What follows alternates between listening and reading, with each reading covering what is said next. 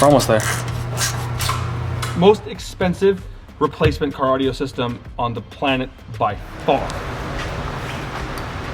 But anyways, progress on progress on progress. And we've got pedals installed. We're about ready to put in the center console pieces. We're getting all that situated right now. So this today is looking really, really good. The bumper's looking pretty sick. So hood is sitting right over there on the Lotus. We're gonna put the hood on later. As soon as we put the dash piece in, hood will go on. The front is complete, literally complete, with the exception of one tiny little piece, and that's this blower motor right here.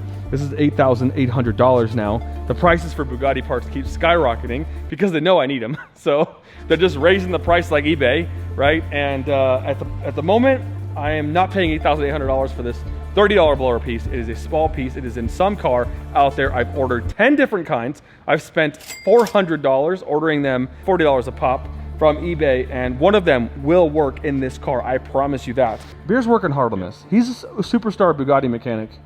But anyways, progress on progress on progress. This is going down. We're almost done. Good job, Beer. Thank you. We're almost there. We're so close. Man, this feels so good to have the first piece of the interior in. It's like kind of easy, but it's kind of like not, you know? Boom. The dash is in. Solid.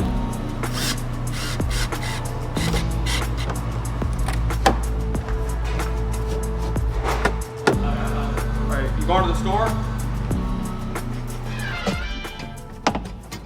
Guys, we're here with Royalty Exotic Cars. Finally got the dash in, putting in the center gear shift here, as well as the center console. Just finishing up on also putting in the roof accessories here. So we got the speakers going in. Had to run a wire here through the roof here, through the carbon frame.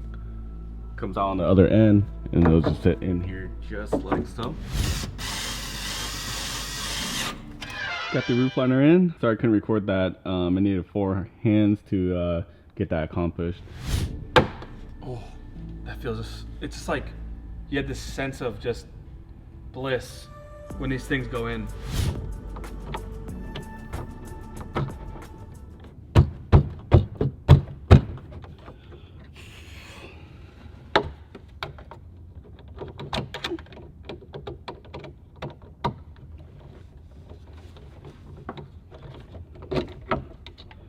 Bro. It was a front first, then back. There you go. Oh, that's a beautiful sound. Look at that. Oh my God. This, it's a brand new shifter. Oh my goodness. Those click and clacks aren't as good as a, you know, a metal manual gearbox, but it's pretty satisfying to see all of this in for the final time. We hope. We haven't really decided how we're going to do the audio system yet, so we might have to take the whole thing apart. Let me just give you the quick rundown of the numbers. Most expensive replacement car audio system on the planet by far. Amplifier, which is missing, $24,000. This is all my cost, right? I don't know what the retail value is if you just had a Bugatti and you want to replace it. Each speaker is $3,900. There is 1, 2, 3, 4, 5, 6, 7, 8 speakers in here.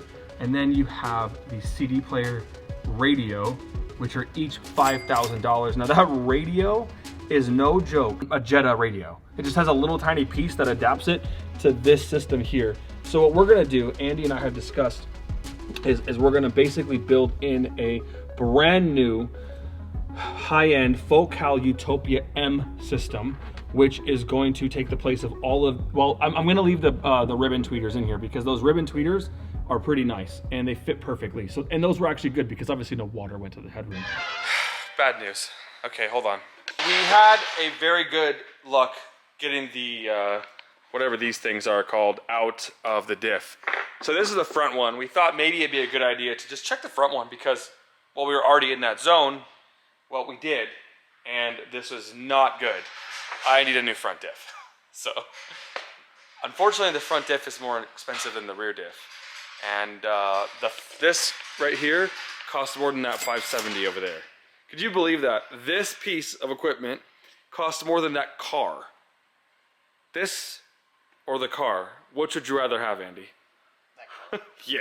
And it, fresh air. All right, well, I've been wanting to put this on forever. We actually had this on at one time before we put the diff on, and then realized you were unable to put the diff on with this on. So I think I'm gonna get ready to put this here. Just gonna slide. Just slides right here. It's really simple, actually. Got 4 bolts, and these just go in through here.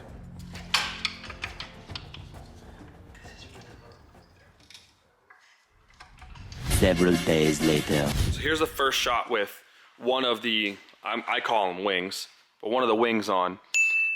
We haven't, well, Andy hasn't gone through this area yet, because you kind of have to do this and take it off 3 or 4 times, right? This clamp right here hits right there, so it has to be adjusted. And when you look at all these other little pieces here, like around on the turbo side kind of surprised me, right? Because we took the turbos off when they were here, but I mean, look at this. That's really tight.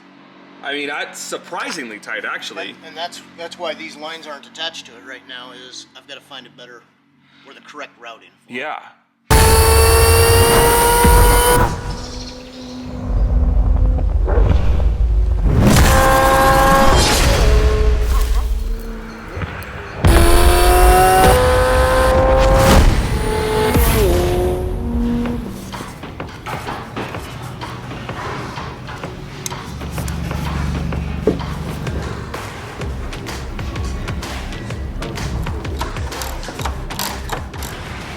Trying to make sure there's no tension on any of the cables or the hoses.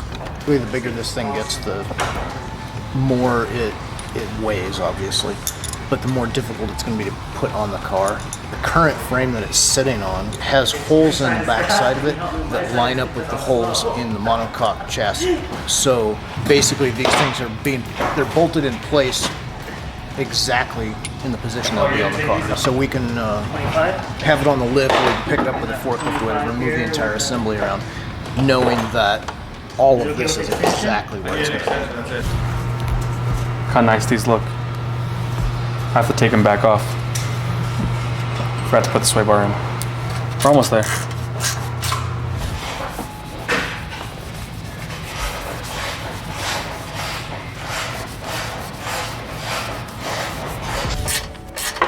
I'm gonna put this piece on right here, mount the rest of the little frames and run the wiring. And then from there we can put the rear shocks on. Kind of go down towards the suspension and the wing rams.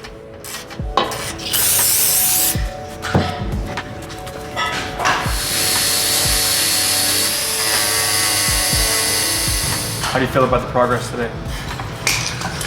6 steps forward, 6 steps back. And then side step and do it again.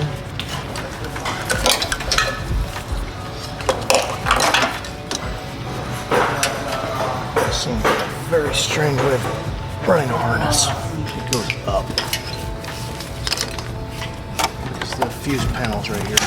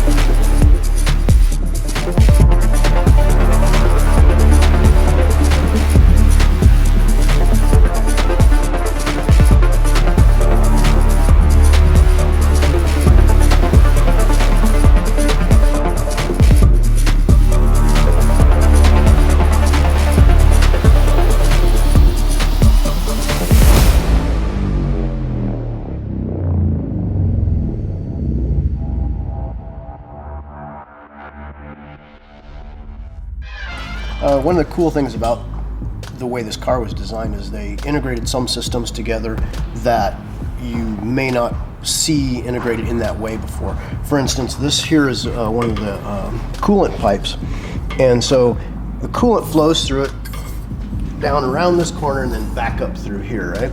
Instead of adding things to the system that they would normally do, for instance, on this side over here is the cooler for the hydraulic system. They borrowed some of the fluid from the coolant, or from the engine cooling system.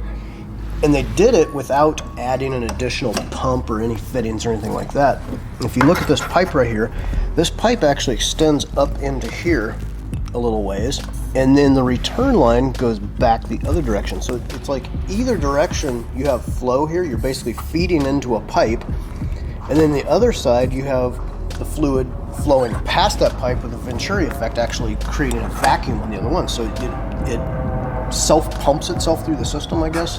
I rarely ever see that kind of thought go into a system, and it's a good one. I like that one.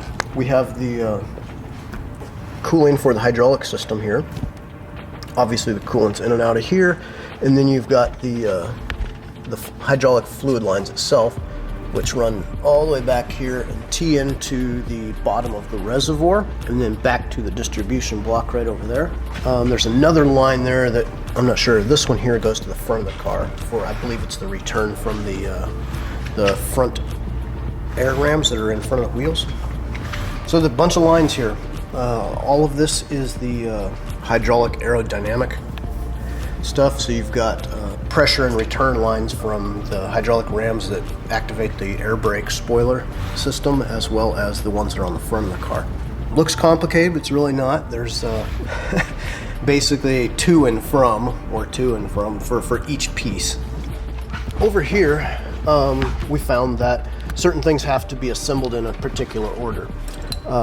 We wanted to work on the hydraulic system and put in the wing ram, which comes down through here, and these are the sockets for them. But we can't put these in until this upper control arm is installed. And the reason for that is because this bolt goes through right here and the nut on this side. So if these are in place prior to that, you can't install this. So that's why we put this in, even though we're not really trying to do suspension at this point, but kind of had to do it. Just the order things have to be done in. Sometimes we get it right, and sometimes we have to backtrack and try it another way. And that's a very good example of that right there. These here are secondary air injection pumps. There's 4 of them, 2 on this side and 2 on the other. On the newer versions of this car, I believe they only have 1 on each side, and that would be like on that car. I'm not sure why they changed it, because seems like they would have figured out how much air they needed to pump in at one time and stuck with it, but they changed it, so no big deal. We also have, let's see, this is the reservoir for the rear differential. You follow this line down, it drops into the back of the rear differential there. And then you've got coolant tank and your other secondary air injection pumps. This is kind of a unique mounting system here. This is a carbon fiber with just a rubberized mount, pretty standard. But carbon fiber hung off of a metal subframe. And so from the front motor mounts to the rear differential, these are the only things that hold the engine and rear diff in place. So for the Bugatti, it sits inside the cavity of the back of the passenger cabin.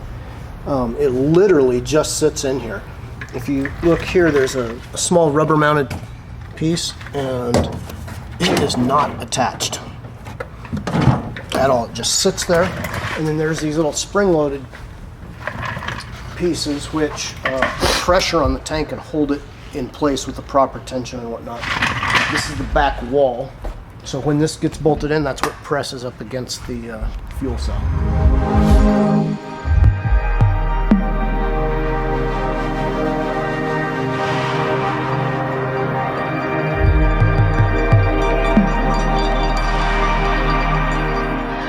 Painted the air brake bodies, I guess, And so I'm basically just taking off all of the masking tape and cleaning out the areas where they were supposed to not get paint and did.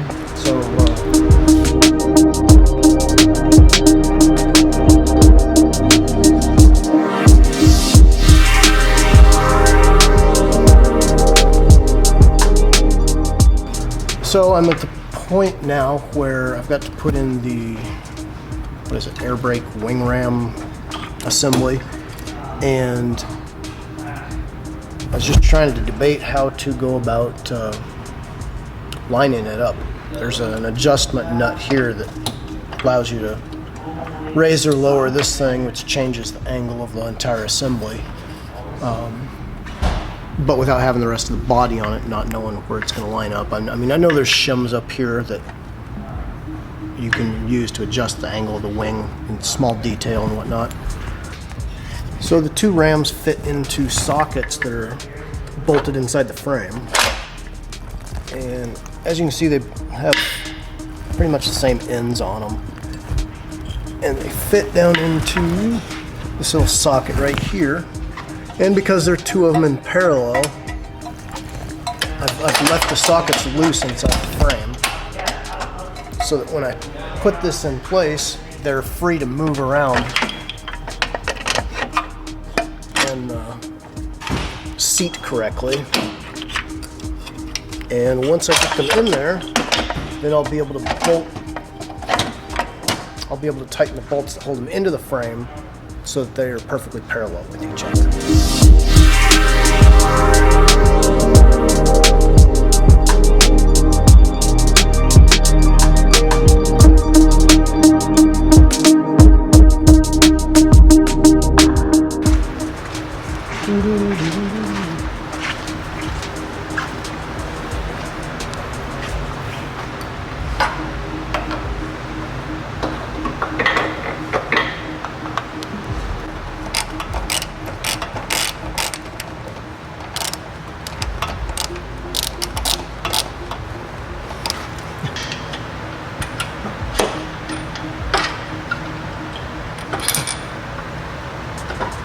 The difficult part was figuring out how to take it apart originally, because we didn't know that you had to angle it through the frame to take that nut off. And so we were trying to take the rear one off without taking the front one out. So it was still in the down position. So once we got the front one disconnected, we realized that we could slide this up and then rotate the whole thing around. So now that we know, it's actually fairly easy. So we've got the wing ram in here, and we've just got a couple hydraulic lines to hook up. And after we get these hooked up, and I believe there's one at the bottom of this ram here underneath the frame, we'll get those hooked up and move on to finish the air intake here, which is going to be the bottom of the air box, mass air sensors, and whatever connecting hoses there are. Tomorrow. The next day,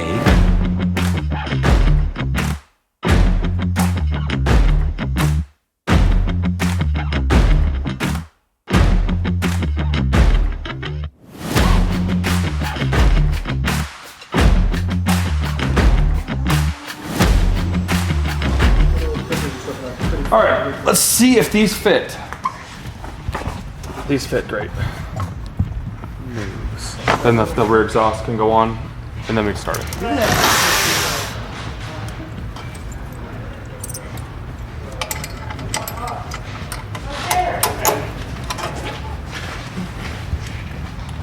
Right? I mean,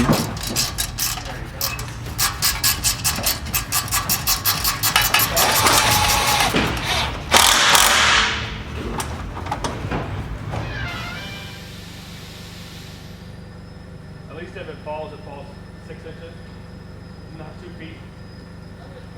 I'm not saying it's going to fall, I'm just saying, like, at least if it does fall.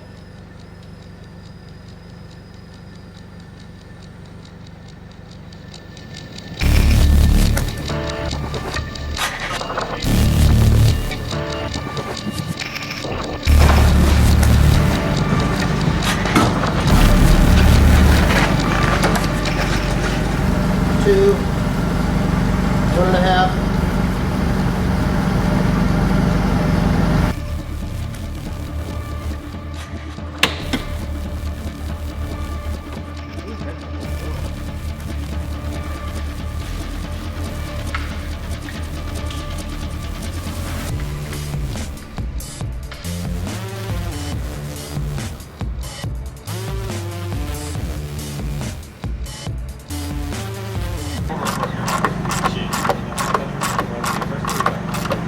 Mwah, right there.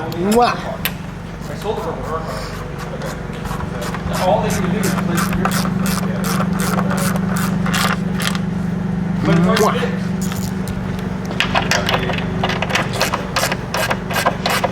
Can I do the other side?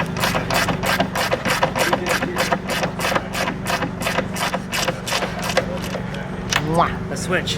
What? A switch.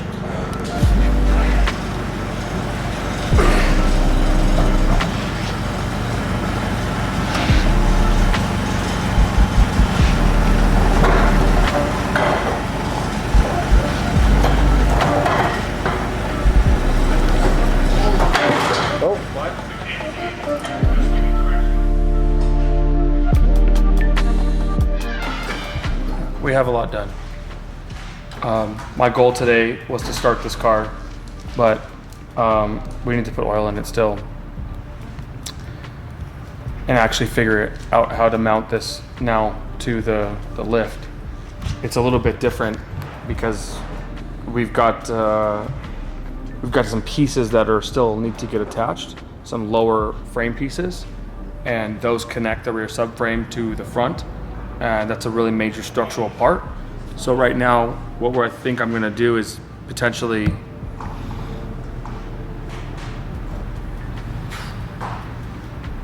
it's kind of a tough one. The front is mounted appropriately. I mean, it's good to sit on that. The back is on jack stands. I mean, I guess you could technically put those pieces in, Andy, from this position, if you'd like. I don't know how hard that would be. I can. But, you know, definitely could do it from this position. And then we would be able to possibly use that arm on that angle right there, right underneath, you know, this, Sure. where that goes. So, I would say that's the most logical thing to do, but that might not be the most feasible thing to do. So I think we're gonna sit here and think about that for a while. Nothing or something may get done in the next 20 minutes. I think we need a gearbox computer. It was the only computer I didn't replace in the car because the guy that I bought this car from told me he sent it to Ricardo and they tested it and said it was good.